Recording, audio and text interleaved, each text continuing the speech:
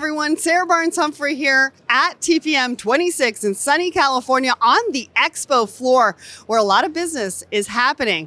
Now, I can't wait to share day 2 with you because we've got some incredible guests coming up.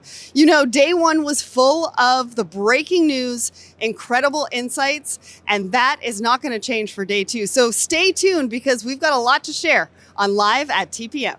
So I'm here with Chris. Chris, welcome to Live at TPM. How are you today? I'm great, thanks for having me. How has TPM been so far for you? It's been hectic. It seems to just get bigger every year. I don't know what numbers we're at this year. Normally Peter tells us up front, but there's so many people around and about, and there's so much to talk about as well, right? There's a lot going on in the world. And it's not like it's the first TPM where there's been a lot going on in the world. It's going really well so far. Awesome. Why don't you tell everybody who you are and what you do? Yeah, sure. So I'm Chris Rogers. I'm head of supply chain research for S&P Global Market Intelligence. So we're part of the same group as JOC and the folks organising TPM. So we're really excited to be here to talk about our data and our services. And I think particularly as a research analyst at TPM, there are so many questions people have. And nobody wants a qualitative, hand-wavy answer. Everybody wants the actual numbers. So I've been really blessed to be here at TPM and be able to kind of help people out in that regard. Yeah, and one of the biggest topics that we're talking about right now is tariffs. Yep. And I know you've done a lot of research. You've got a lot of data that you can share with us today. And I hope that you're going to give us just some insights of what you've been sharing on site for the audience at home who aren't here this year. Yeah. Just to give them an idea of what they're missing out on. Yeah. So talk to me about that. With the U.S. Supreme Court having now spoken, what does your research say that's next? What is next for everybody? Yeah, I mean, we've already had a little bit of the next. So we've had President Trump come out with the replacement for his tariffs. So, just to recap, we don't want to kind of bore everybody to death with all the details, but effectively, the Supreme Court ruled that the tariff methodology he was using could not be used. He had to try something else. And something else was they're called Section 122 tariffs. If you want to find out more, come to our website, go to your website, find out more. But effectively, that allows the president to apply tariffs at a 15% rate for 150 days. Now, that means you get some winners and you get some losers. The winners had higher tariff rates before. So the average tariff rate was about 22%. And that was applying to a mixture of China, the ASEAN countries, some of the Latin American countries, and then others who'd signed deals. The UK, where I'm from, we had a 10% deal, so that's great. So we now got 15%. So thanks for that. But you've got that tariff rate that's there for 150 days. So there's going to be a lot more different types of tariffs being applied as well. Some of them already exist. So Section 232, this is national security. You're paying that on steel, on aluminum, on copper, on car parts. You're going to see that come in a lot more areas. You're going to get Section 301, which is all about how countries behave and react towards US commerce.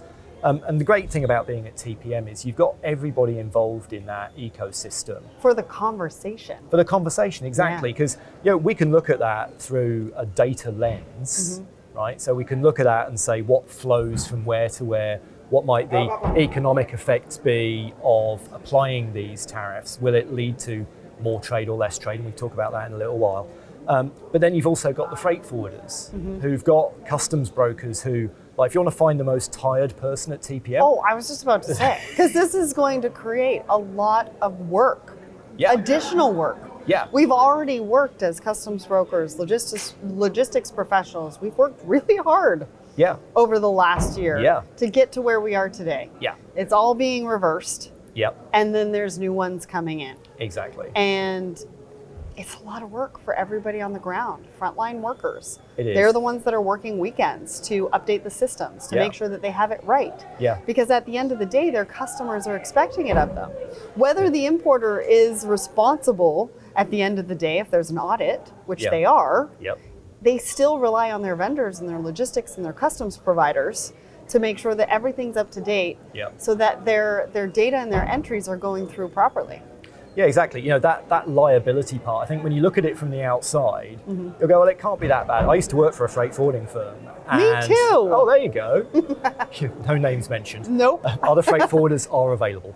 And just the complexity of that. And I think what's been great for the freight forwarding sector is the past 5 years where they've needed to build out their digital capabilities have really started to bear fruit at just the right time. Right. Now, it doesn't change the fact that you can't necessarily AI your way into an answer here. You can't? No, hey, well, we tried this, right? So what we did was we used, we've got our own in-house AI-based system, and we pointed it at the tariff code and basically said, I'm going to be importing like Labubu dolls. What's my tariff rate? And it got it just about right. But just about right still means when you get audited, you're going to get fined and someone's in a lot of trouble. Right, So, or you're not going to get a refund yeah, in the current process Yeah. because the customs entry is not 100% correct. exactly. And there's a lot of money on the table, right? And there's been different estimates. In our research, the estimate's around about $135 billion. Wow. But I also don't think they're going to go and claim all of those refunds. I was talking to somebody the other day, and they were like, depending on how much that refund is, Yeah, and of course. depending on how much I have to pay Yeah. in order for that refund to actually be processed, Yes. there is going to be a determination on some of those refunds as to whether they are actually going to go through with it or not. Well, that's right, because there's economies of scale, right?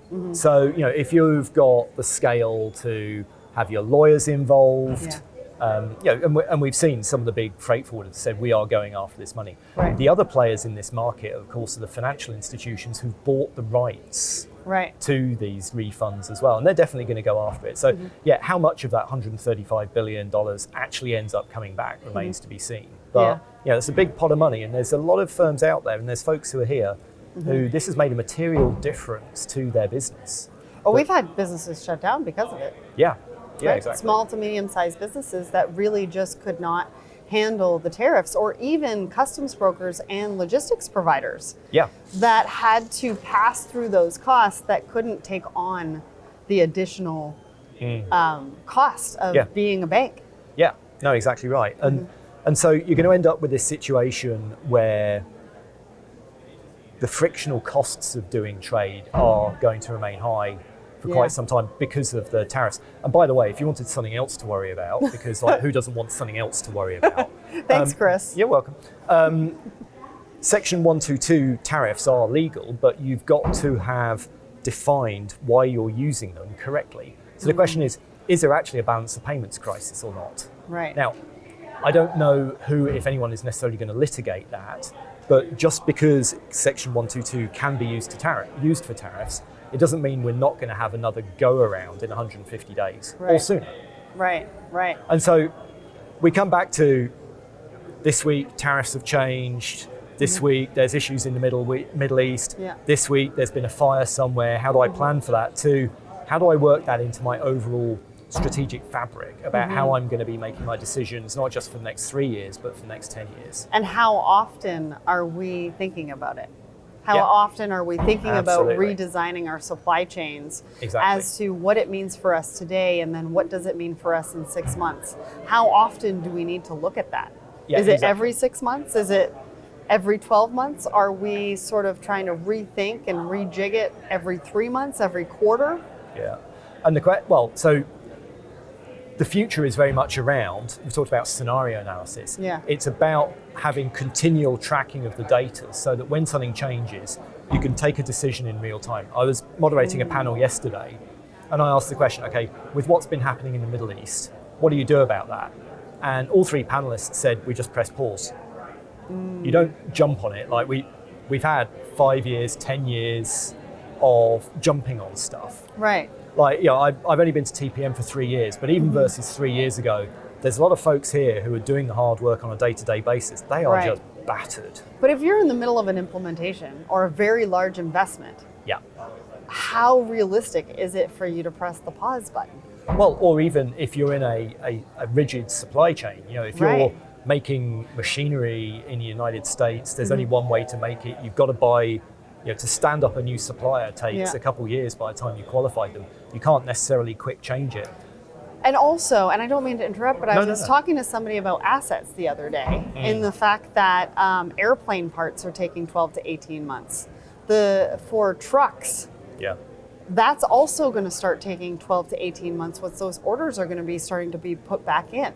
Yeah. So it's not like you can pause that. No, that's right. And what's interesting is procurement contracts are beginning to change to reflect that. So it's always very much been the case when you're setting up a contract, you're going to put within that for shipping, you'll have like a bunker fuel level. Yeah. Right? What we're starting to see, so we have a pricing and procurement service, so we work with a lot of procurement companies. What they're doing now is saying we will have tariffs as a separate line item. Okay. So it's not going to be, okay, you're going to deliver it to me for 100, I now face a tariff of 20 yeeks. It's going to be, right, if a tariff emerges within our contract, we're going to say, clearly, as the importer, I am paying the tariff, but you're going to give me a 5% discount. So we're going to share that burden. And so trying to build inherent resilience at the contracting level doesn't change the physical aspects of it. Clearly, the physical aspects are what they are. And actually, that was the conversation that people were having last year, which I've heard more about here as well, is what's the right level of inventory? Yes, like how much because do I I was going to keep? say, capital. Yeah. Right, exactly. if you've got capital that's tied up into inventory or... We're going to start that one again. We'll start that one Capital again. tied up in inventory. This should be the last one. I know, I'm really... But this is fun. Yeah. Sorry. I appreciate it. I'm letting it go way over. I was going to say, it feels like it's a bit more than 10 minutes, but that's okay, let's do it. Let's make this the last bit. We will make it the last bit. So if I have capital intensive inventory, it's not like I can put pause on it. I've got to get rid of the inventory that's in my facilities. Yeah. If I've got capital that's already being invested into product that's overseas that is about to hit the water, I can't hit pause on that either. No, that's right, and that's the inherent tension. And so the general theme of TPM this time around has been taking costs out, putting value in. And it's working out where that slider is between how much cost do I keep in my supply chain and what's that worth to me from a resilience perspective. Now, the good news is there's maths around that, and we're seeing with all of the different technology tools, we've done sessions on AI here, that I think this community generally is more technologically aware, is using tech on a day-to-day basis to make their decisions. So actually sitting down with the finance department, I know it's like been a common complaint of the folks here, is like, I don't feel I'm plugged into the rest of my firm properly. Like one of the good things that's come out of all the turmoil is now the finance people talk to the procurement people who talk to the strategy people. They have to now. They have to now. And I think that the capital cost of running the supply chains has really now come home to everybody. Absolutely. Well, fascinating, Chris. I am so glad that you had a chance to join me here for Live at TPM. Thanks so much for joining me. That's been my pleasure. So with me now is Jens. Welcome to Live at TPM. How are you? I'm doing very good. Thank you very much, and thank you for having me. Yes, and this is, I think, your first time at TPM. What has the experience been like for you? I'm guilty, right? It's unbelievable that I've never been here before, 30 years in the industry, but I had so many people recently or in the past in my team who always went there and came back and said, it's fantastic, you have to go. So this year I'm here, and it's fantastic, particularly in these times, to meet people, right? Yeah, there's a lot to talk about. It's busy, it's good, but first day really enjoyed it, and this morning as well. Yeah, so talk to us about some of the supply chain challenges. You work with a lot of shippers, especially at Hellman. What are you positioned? How are you well positioned to address some of the challenges that the shippers are going through at the moment? And how have your customers' needs changed with some of within the trade policy environment that we find ourselves in today? Well, where am I going to start with this? I think the biggest challenge is this fast, ever-changing uncertainty that you have, maximum uncertainty. And volatility in the market. It looks like, okay, it started with Corona. Everything was really pretty stable, it was plannable. Corona changed that. After Corona, everybody thought, okay, we're going back to normality, and it's ever changing. Last Friday, when we went home, we thought, for example, the Red Sea would open again. Everything was prepared. On Saturday morning, we wake up and everything is changed. And how to deal with this? This is really the biggest challenge for many of our customers. And I'm not always thinking about the larger customers. Think about the 10,000s of smaller companies that you have. How to have this, and one of their biggest challenges, I would always say, an overdoses on information, because data is so important. They get it from everywhere. Everywhere's errors flying around, and how to make the best decision about it. So, what we are doing is, and how we are positioned, right? Because you ask is, we say we are a global network with a personal touch, and we want to be part of your village. Part of your village. I like that. And I think now more than ever, your customers are really going to depend on you as a partner to help them wade through what's happening right now. And especially around the trade policy environment, in the fact that you're also customs brokers. Yes. And we need to make sure that those are going through properly on behalf of your customers, especially right now with all of the talks around refunds and things like that. And so it's really important to partner. And I think, from what you've said as being part of their global village, you're really thinking about it that way as well. Yeah. Staying close to your customers is very important, but also what we're trying to do with our customers, also that we only not in claiming it, but that we really bring a value to our customers. Absolutely. You have to listen, you have to permanently look into solutions that are tailored to the customer's needs. Ask first, does it make sense for your customer? And does it make sense for us? Right. And if you do that, if you have that mentality, customer experience, right? This is the center point of customer experience. Then you have a sweet spot in this industry where you can really make a difference. And we want to make a difference. I often go not only to our customers, but also to we have 12,000 people globally, right? Always saying, you have to ask yourself the question when you see a customer, you have to ask, why Hellman? Right. But ask it before you go to a customer. Don't ask your customer, ask yourself. And what would be the answer? If you have a good answer to this, then you can go with the customer and see whether the needs of your customer are matched. Absolutely. Then you find a solution. Then you go into business. Yeah. Now, one of the bigger topics here as well is AI. I don't think we can talk about supply chain without having the conversation around AI or automation. How is Hellman thinking about implementing these technologies in general? What does that look like? First of all, which I ask myself and the management board, our management team, the leadership team, we ask ourselves a very fundamental question. And the question is, we basically wake up every morning with it, but without getting really... every morning thinking about AI? Almost every morning, right? Because if you don't do that, right?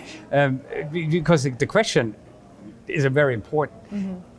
Is there a company right now out there whom you believe who can do the business that we're doing? We do about 20 million shipments globally. It's about 55,000 shipments per day.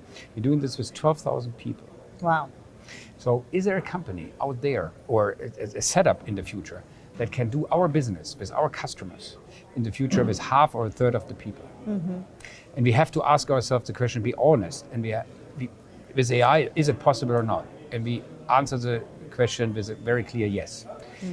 But it doesn't mean we wake up in the morning and getting totally frustrated or nervous about it that we run out of business. We take this the other way around, because we say, if it is possible to think about that, if we can imagine this, what does our company look like in the future? And how can we do with 12,000 and with more people 2 or 3 times the business that we are doing right now? Right. So we are adopting the AI approach, and we're doing this in line with the family DNA, because we are 150-year-old, more than 150-year-old family business. Wow. The 5th generation of owners are invested into the business, and it gives a commitment. But we have to be also very resourceful. As a family business, we have limited resources, and therefore we're doing this very resourceful with an entrepreneurial spirit.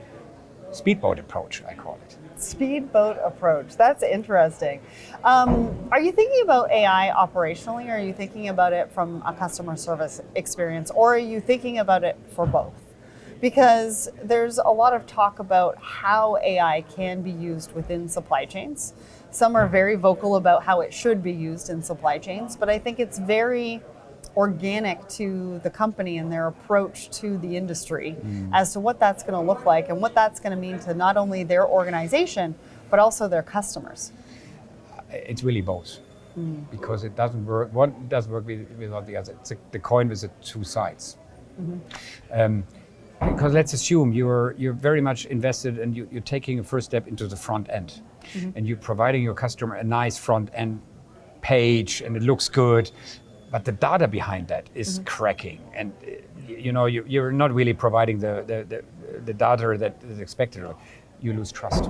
Right. I would lose trust. If I would permanently look into what is expected from you and you can't deliver it, I would lose trust. So we have to do the operational excellence at the same time. And with AI now, and this is our journey as well, you also have to adjust your organization structure around that. You cannot just say, again, we are 150-year-old business. So we are in one way traditional, which is good, because it sits in our DNA. Right. We have family DNA company. But it means also you have to change. You have to be very, very entrepreneurial. And what is good today doesn't mean it's good for tomorrow. And this is a morning session. You have to you do it probably with a nice coffee. So because you don't wake up and completely sweating and getting crazy about it. You have a coffee in the morning. You think about it. Can you imagine this and what I'm doing today in order to avoid that somebody else is replacing? Asking the right questions and still being traditional, but with an innovative approach. I like that. Well, thank you so much, Jens, for joining me here at Live at TPM. Thank you. So with me now is Chantal. Welcome to Live at TPM. How are you? Hi everyone. Nice to be here. Yes, you've been to TPM before. Yeah. How's this one compared to the other ones? Because something happens right before TPM every year, but I feel like this one's a bit major. Yeah, this has been a bit of a new one on me. It's not often that you're sat on a plane and then the crew are leaving to look at the flight radar to see where the planes are actually flying away from. Wow. So we had that on the way here on Saturday. So we left one world and landed in another one, literally, when we got off the plane. So it's an interesting one. Been here 5 years in a row, and yeah, it's never a dull moment. All right, why don't you tell everybody who you are and what you do and a little bit about your company. Okay, so I'm Chantal McRoberts. I'm a director at Drury. We are a research, consultancy and benchmarking company based in the UK, Singapore, Shanghai and Delhi, and we're here to meet all our shipper clients. Awesome. Now, Drury has the pulse on all of the major shipping trades. What does your latest research tell us about the year to come in Trans-Pacific, but also Asian-European trade routes? Okay, well, the research that says right now is that it's always going to change, and we never know what's going to happen in the world. However, pre-Saturday, we're looking at two trades that are kind of on a diverging path. Transpac, unfortunately, has seen a decline on volume, so we've seen that decline by 5%. Asia-Europe, conversely, has grown, so we've seen that go up to the order of about 7%. So again, diverging on growth. Unfortunately, the Transpac has been impacted by tariff and volatility and the ever-changing geopolitical landscape, if I may call it that. Whereas Asia-Europe has been a little bit more steady, it's seen growth. However, it's not without its issues. Obviously, there is the ongoing Red Sea issue that impacts that trade the most. We've also seen some divergence on freight rates. Everybody's here talking about freight rates. We've seen Transpac on the spot market fall by 43%. Wow. I know, it's a big number, and Asia-Europe has actually fallen, by 19%. Wow. It's a lot to talk about. It's a lot to talk about. There's a lot going on. Now, I also think that there's been talk of sporadic congestion that has hampered European ports for the better part of a year as well. I mean, we talk about disruption. That's got to be a major disruption, especially in Europe. What are the triggers? What are the levers that shippers can pull to really help manage that type of disruption? Because of course they're balancing it all, right? They're balancing all the different disruptions. But what about that one specifically? So European port congestion isn't a new thing. It kind of shifts around Europe, and it doesn't take much for it to build up. You know, anything weather related, we are quite renowned for our bad weather, certainly the rain anyway in England. So much rain. So it's rained every day since January. This is the first time I've seen sun. No kidding. Welcome to sunny California. Thank you, it's very nice. But in terms of the European ports, you know, they've been suffering congestion all through 2020 2025. It was initially triggered by alliance changes, increases in vessels, bad weather, and then we actually conversely in the summer had declining river levels in Germany, which also created congestion. So when we got some sun, it did some damage as well.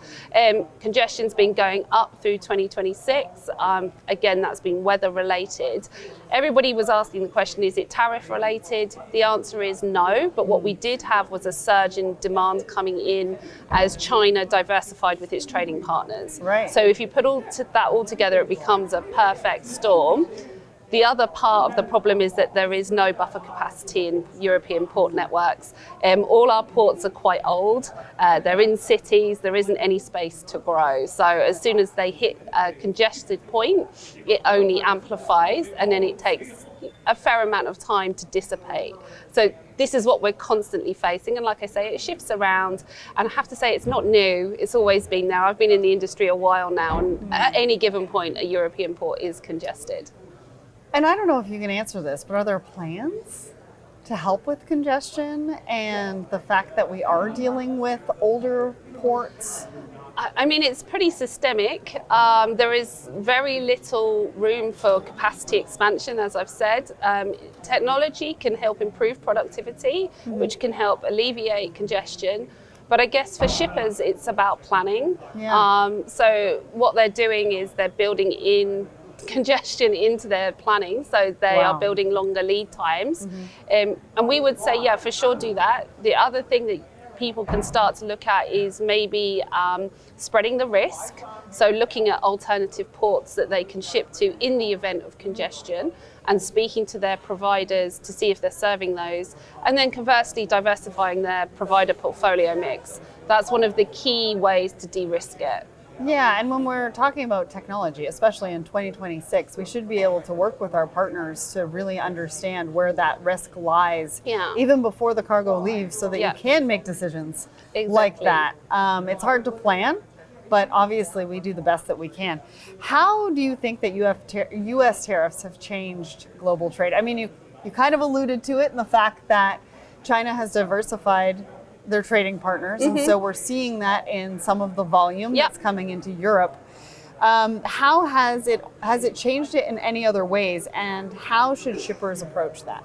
So we have a benchmarking club with 150 shipper members, and we ask them what's the better way to know than to hear it from the horse's mouth, so to speak. So their immediate response to the latest change in tariffs, I don't think it will be the last change, but definitely the latest, is that they're not going to change. They're not going to change their inventory planning.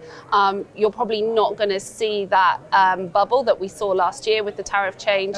I think they've already adapted to it. And the response to our survey was, we might do a little bit, but we're not going to dramatically change our plans. We're going to stick to the plan, basically, as they always say, follow the process, and hopefully that will come together. But what they definitely have done is this whole lead time planning, this network planning.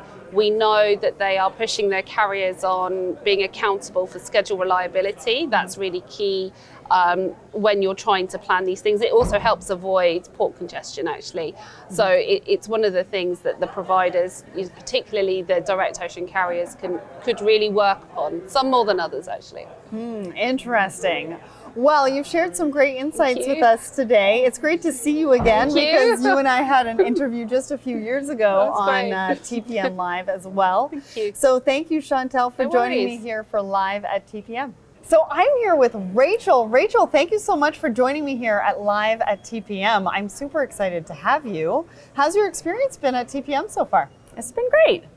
I've been able to see the conference and a lot of sessions and meet a lot of people, which is, I think, the biggest thing that I like to take away from TPM is collaborating with others. Yeah, and all of the information. There's so much going on right now. I don't know about you, but it's a little bit crazy. It always happens right before TPM. Yes. But it makes for great conversation.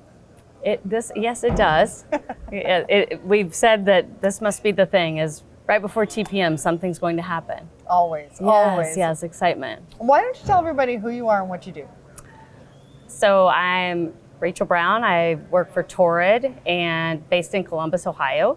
And I manage the supply chain from a compliance standpoint and outbound transportation. Awesome. So, we have one DC in Ohio, and our headquarters is just up the road in City of Industry.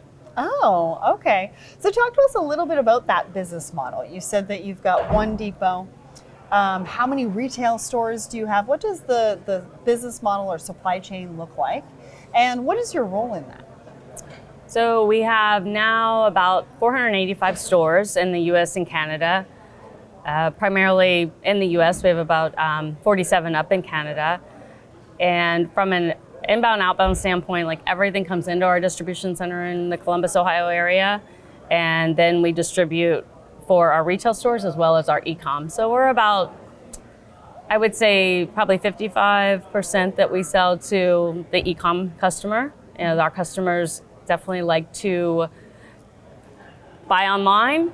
And then we also have the brick and mortar. So we have a great diverse customer base. Very modern business and modern supply chain. It's kind of how it's going, right? A lot of people are buying online, but then a lot of people, especially when it comes to clothing, they want to go into the store, they want to try it. I know I do, especially pants. Right? I mean, that's one thing that I like to go into the store and do these days. And so they like to have choices. Yes. And so you're describing a very modern supply chain. I like to hear that. Now, you've been on the front lines of the tariff battles, like every other shipper that I've talked to here at TPM. Can you talk about your experience and what has been your approach to some of this uncertainty that's come up? Yes, it's been a bit of a whirlwind. Mm-hmm. So I took the compliance role in October of 24. Mm-hmm. And so we know what happened in 25. Yes. And at that time, everyone was kind of looking at savings, right? Trying to make sure that whatever we could come up with helped mitigate those costs, but also making sure that we reduced risk. Mm-hmm. Because if we could reduce any of our costs, then we could remove the fact of passing that on to the customer. Mm-hmm.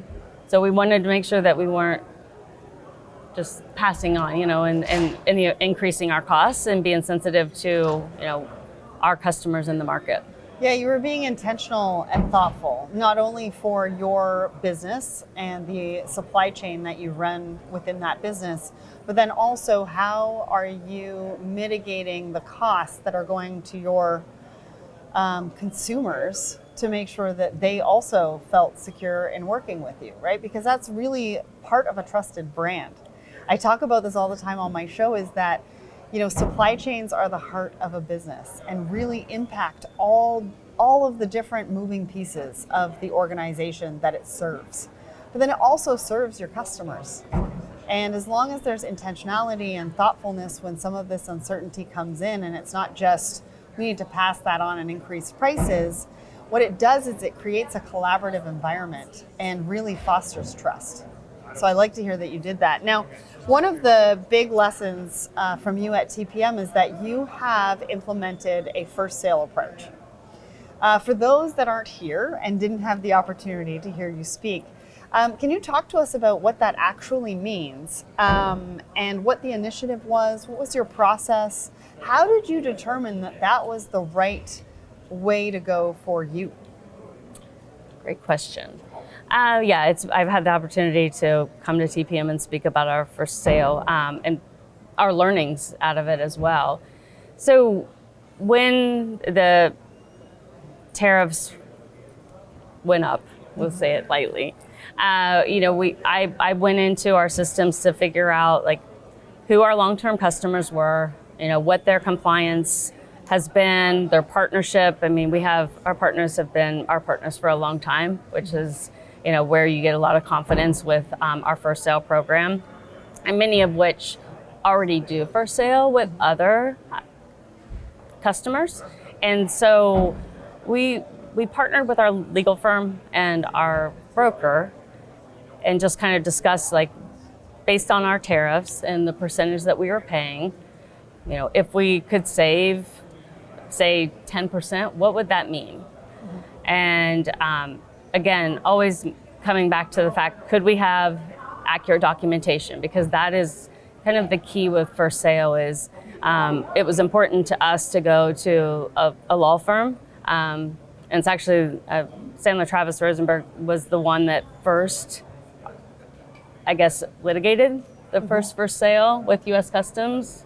I guess it's been about maybe 40 years ago. Wow, 40 years ago. Yeah, so but they're also our law firm that if we have other questions or any needs. So we ultimately partnered with them, and they also guided us as far as, what we should expect. And our partners, as far as our vendors, were very collaborative and very transparent, quite honestly, because in the first sale program, you're taking the manufacturer invoice that they give to what we call the middleman, their buyer, which is our vendor, and we take that invoice to customs. So we still have our invoice from the vendor, but you're ultimately taking the lower cost between the factory and the vendor. Yeah, and I love the fact that you took a collaborative approach in the fact that you partnered with not only your vendors, you partnered with a law firm to make sure that what you were thinking about doing was not only legal, but also doable in the fact that you were able to mitigate quite a bit of cost that would have come down to you if you were paying that full tariff, which you ended up doing, but you ended up doing that on the manufacturer's invoice. Which really not only saved your organization and you were able to hit some of their targets, but then also made sure that you didn't have to pass all of the cost or maybe any of the cost down to your customers. Yep, exactly. I mean, it was all just being sensitive to how do we make sure that we provide a great product, a fair cost to our customer, because, and so this gave us that opportunity. And we're looking at a few more vendors to do it with, but it's definitely a compliance piece, right? That you want to make sure that you can prove that bona fide sale. And the only way that I felt that we could do that was having a third party legal, where they would be able to see all the data that often they don't want to show, right? Because it's manufacturing costs and.